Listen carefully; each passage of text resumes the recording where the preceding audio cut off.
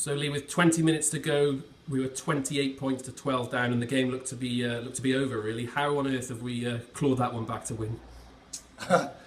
Through character, really. I'd love to say it was something we did on the dugout, changing something, but it wasn't. It was just the character of the lads, and they kept hold of the ball for sort of 15 minutes. And we knew if we could do that, we'd probably score some points against Coventry, and that's how it happened. But I think a draw or maybe even Coventry shading it would have probably been a fair result, to be honest. But like I said to the lads, we've not played well, but we've come away with a win, and I think we've probably played better than that and lost some games as well. So it's nice to not play well and not be the better side and still come away with a win. And like I say, fair play to the lads. They showed a bit of character there. And it would have been easy to start falling out and pointing fingers at each other when we went 3 scores behind again, but they didn't, and we took our chances when we got them.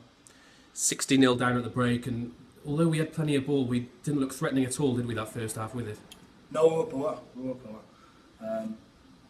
We didn't look organised at all, and we did speak about that at half time, and we wanted improvements there.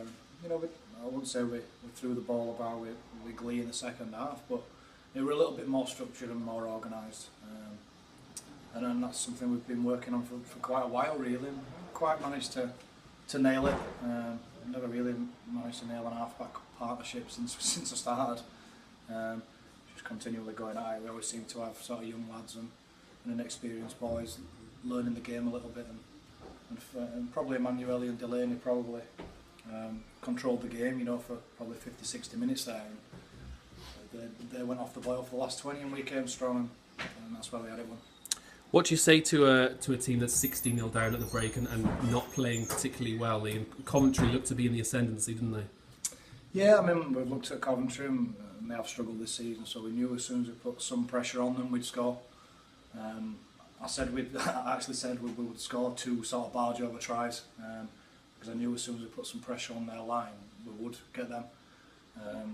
But within that, we still need to be a bit more organised as well. So I knew if we scored first and stuck in there, we'd get a chance. Obviously, we look at turning points in games, and I thought we'd made a mistake on play 1 from a scrum right near their line and then give a penalty away.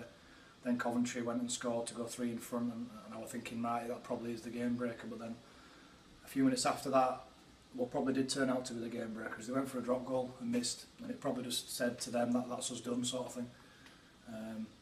And that probably drew a line of where they were at, and it missed, and we got a bit of confidence from that, went down the end and scored. And like I say, we continued to put a bit of pressure on there and got in the lead. Still managed to make it really hard for ourselves at the end. Ran a really poor set, didn't we, with about a minute to go, didn't make any meters, and then managed to kick straight down the throat and then give a penalty away. Maybe it was just our day today. Like I say, we didn't play well, but it's nice to come away with the 2 points.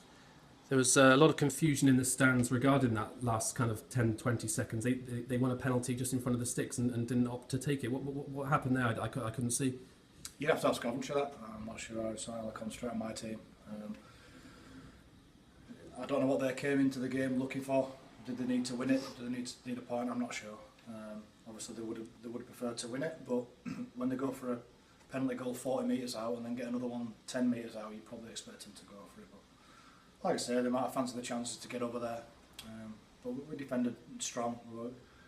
We were fit enough and strong enough to defend that last minute or so, and obviously got us over the line. Thought Jack Mitchell again last week was pretty decent in today's kicking game, and he scores one of the key tries. He did well to finish that one, didn't he? Yeah. I didn't think he was great first half, to be honest. Again, organisation-wise, and he is a quiet lad. I mean, we switched him to full-back there and give Phil a go in the line at half-back, and then, to be fair, Jack finished really strong. Got on the end of a really neat move. He's a tough kid, as we know. And he probably feels more comfortable at full-back without any pressure on him. He can just get on with his own game without worrying about anyone else, and fair play to him. He's kicked 100% record, I think, today. A couple of decent ones by the sideline to win it, and obviously he scored the winning try as well. So fair play to him. He turned it round. He didn't get his head down with how he'd gone in the first half, and he's proved to be the match winner in the end. Another captain's display from Steve Parry. We lost without him, wouldn't we? Going over Burrowing all the time. Yeah, he's hard to stop. It must really grate the opposition coach. I'm sure they'll prepare and do the preview, not letting him score. But there's literally, I don't think there's anything you can do, to be honest. His centre of gravity is so low, and he gets so low, like near the line, you can't really get underneath him, and he's hard to stop, and nobody can really do it. So it's a good weapon to have. And again, he just grabbed it by the scruff of the neck when he went back out there for his second spell, and he really got us on the front foot there and took us forward. So, like I say, fair play to the lads. They could have got their heads down and started falling out, but they didn't, and they found a way to win it. It's going to be tough maybe to reach the Shield final, but even if we don't, I mean, we've won more games this season than any other season, so reasons for optimism, isn't there? Oh, of course. Listen, if you'd said at the start of the year we're going to win, more games already with 4 or 5 to play than we have done before, then obviously you'd have taken it. As the season pans out, your goals change. That's no different to any other team. And of course, we'd like to be in that Shield final. Obviously, getting the win today keeps sort of that goal going for another week, and that's a massive one now for us next week. We lost to Hunslet by 4 points earlier in the season.